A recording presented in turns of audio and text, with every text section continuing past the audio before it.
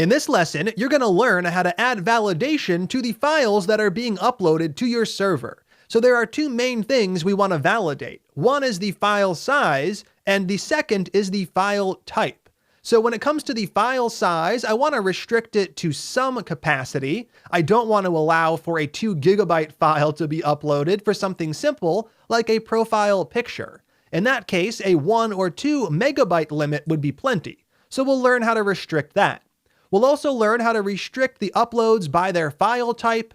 So for this endpoint, I might want to require that only PDFs are uploaded. And for the avatar endpoint, I might want to require that an image is uploaded. We'll learn how to configure that as well. Now, everything we set up is going to be configured right here on this options object that we pass to Multer. Let's start by restricting the file size. On the Multer object, we have another property we can set up alongside of dest called limits. Now, limits itself is an object because there are multiple different limits we can set. But the most popular and the only one we're actually going to use in the course is file size. This allows us to set a limit for the max file size we want someone to be able to upload, and this is a number in bytes. So if I want to think in something like megabytes, I would think in millions. If I wanted to restrict the upload here to 1 MB, I would provide 1 million bytes as the value.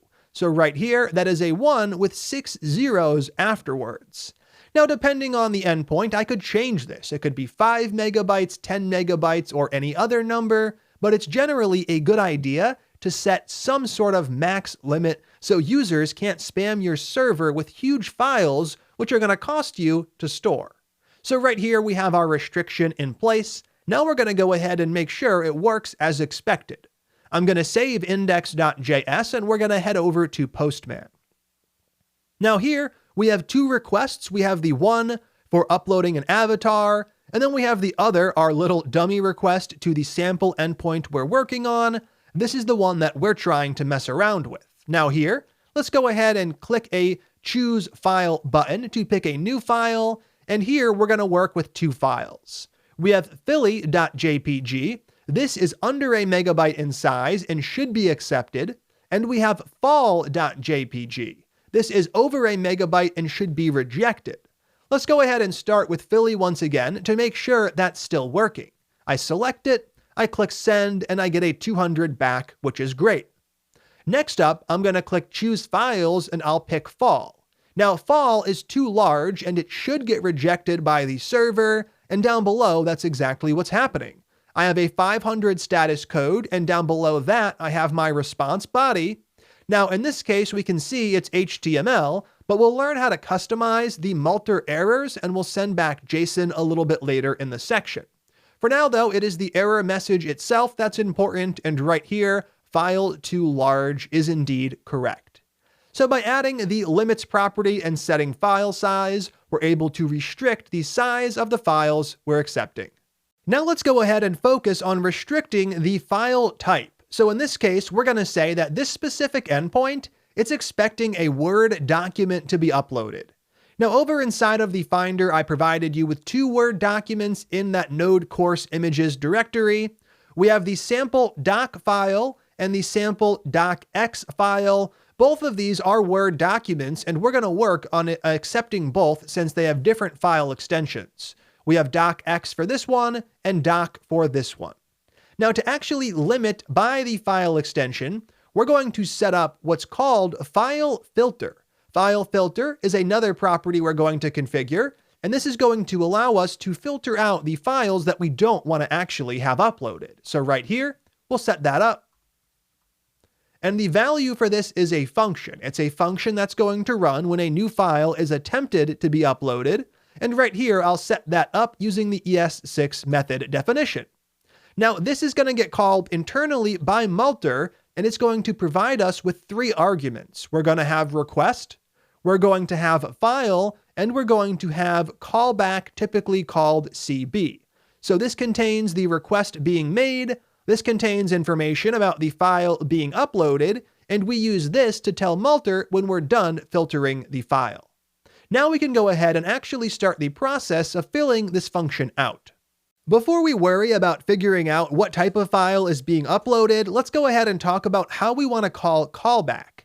So if something goes wrong and we want to throw an error, we simply pass that error to the callback function. So right here, we call callback with a new error, and we provide a message that makes sense. We could say something like file must be a PDF if that's exactly what we were looking for. Otherwise, we could say something else like please upload an image. This is how we can send back an error to the person who uploaded the file.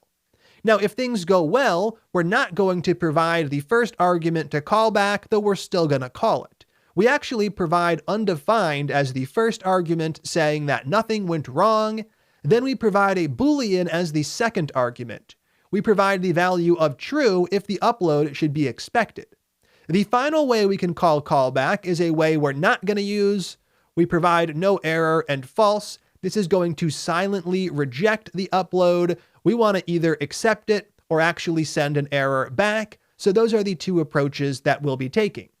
Now we can go ahead and comment this code out for the moment, leaving it in place, and we'll focus on actually filling out the function.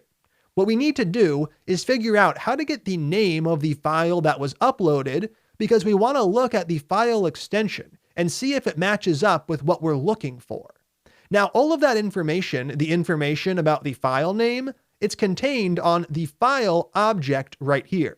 And at this point, I want to take a quick moment to head over to the documentation and show you where you can learn more about all of this. So I'll head over to the browser once again, and right here, we are at the Multer page on npmjs.com. If we scroll down, the first major section in the documentation is usage, and this is sort of generic examples that cover things we've already looked at. What we're going to do is scroll past that to the API section, which defines everything that Multer supports. Now, the first section is called File Information, and this shows us all of the properties available on that file object we have access to right here. Now, the one we're interested in is original name. Original name is going to allow us to get the name of that file, whether it's philly.jpg, fall.jpg, or something else, and we'll be able to use it with a little conditional logic to figure out if it's a file we want to accept or reject. So over here inside of our function, let's start by just accepting PDF files. If the extension is not a PDF, that's a problem. We're going to send back an error. Otherwise, we'll accept the upload. Let's get started with an if statement that looks at that file extension. So if right here, we are looking at file.originalName, notice that name is not capital N. We are not using camel case here for whatever reason. It is all in lowercase. And the property here we're looking for is going to be on the string ends with. Ends with is going to return true if the original name ends with the string we provide and false otherwise. In this case, let's see if it ends with .pdf.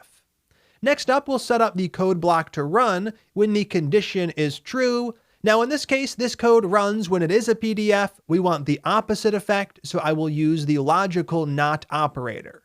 Now this code is only going to run when it's not a PDF, and in that case, we are going to use return to stop the function execution. I'm going to call callback, and I will provide an error as that first argument. A new error with the following message right here: please upload a PDF. Perfect. Next up, if things are going well and it was a PDF file, we will accept it by using CB with undefined, right here providing true. Now let's go ahead and test our work, making sure this restriction is working as expected. What I'm going to do is head over to Postman and upload a couple of different files. Now, if I try to upload the image, which is currently set up right there, it's going to fail, but it might fail because the file is too large, so let's switch that up. I'll start by trying to upload one of the Word documents. Either one will work. I'll send that off to the server, and what do I get? I can see my message, please upload a PDF, which is fantastic. Next up, let's use choose files again, and this time we're going to upload a PDF. This one should work, and if I send that off, we get a 200, and the file was accepted, and it's now stored inside of the images directory. So using file filter is going to allow us to filter the files by their file type. In this case, we have an endpoint which is only accepting PDFs that are under 1 megabyte in size. Now, what if we wanted to try to find a file with multiple extensions? If I want to support Word documents, it might end in .doc or .docx. All we have to do for that is switch up our if statement, checking for one or the other. Now, you could use the OR operator and add another ends with call, or you could use a regular expression to get that done, and that's what we'll do. If you've never worked with regular expressions before, they can be really hard to get started with. I always recommend starting with regular expressions by using the following site. In the browser, we're going to go over to regex101.com. This is one of many different sites that allow you to create regular expressions using their GUI interface that you can then take into your JavaScript code, and it's a great way to get started if you haven't used regular expressions before. Right here, we're going to start with our test string. Now, in this case, that would be the file name. So I can use something like mydoc.doc. Now, this is something I do want to support. I want to support .doc or .docx. Now we provide the regular expression up above and see if this would be considered a match or not. And to start, we're going to look for the dot. I want to make sure that I have the dot for the file extension, and to do that, we use a backslash with the dot following it. The backslash escapes the dot. The dot usually has a special meaning in regular expressions. When we use the backslash, that means we're looking for this character literally in the string. We're trying to find that match. From there, we can list out the file extension, and we're going to go ahead and list out .doc. We can see that's considered a match as well, and we'll wrap things up with the $sign.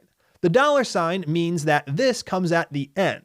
So I don't want this somewhere else in the file. I want the string to end with it. So right here, if I add other characters, we'll see it's no longer considered a match. Well, .doc does exist. It's not at the end. So right here, we're just enforcing that it does indeed come at the end, which is what we want. Now in our case, as I mentioned, we want .doc or .docx. We can alter our regular expression a little bit to get that done. Right here, we are going to remove .doc and open and close a set of parentheses. Then we're going to list out our regular expressions, .doc, separated by the vertical bar. So .doc, vertical bar, .docx. This tells the regular expression to match .doc or .docx. So down below, we can see what we have is considered a match, and so it is when .docx is the extension. Now, if I were to switch that up and add more characters, once again, we do not have a match in place. Now, I'm not going to take a deep dive into regular expressions. There are entire courses, books, and sites that are dedicated to them, but I did want to give you a small introduction if you've never used them before, so you can understand what's actually happening. We're going to go ahead and use this inside of our program to check the file extension. So right here, let's go ahead and swap out the if condition with something brand new.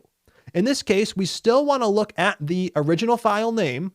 So we'll start with file.originalName once again. And now we're going to use match. Match allows us to provide a regular expression inside of forward slashes. And this is going to be the exact regular expression we just typed over in the browser. That is backslash dot in parentheses, followed by the $sign. We're going to have .doc with the vertical bar .docx. Now we have a filter that's going to throw errors when we see those. We'll reverse that by using the logical not operator. Down below, we can update our message to, please upload a Word document. Excellent. Now with this in place, we can go ahead and test our work to make sure this is functioning as expected. Over inside of Postman, I'm going to try to send off the PDF, which should now fail, and it does. It says, please upload a Word document, and I will pick one of the two Word documents. Either one will work. I'll pick the docx one, I upload it, and it works as expected. If I switch over to the .doc one, the other Word document, and send that off, that should upload as well. So now we have a way to restrict by file size and by the type of the file being uploaded.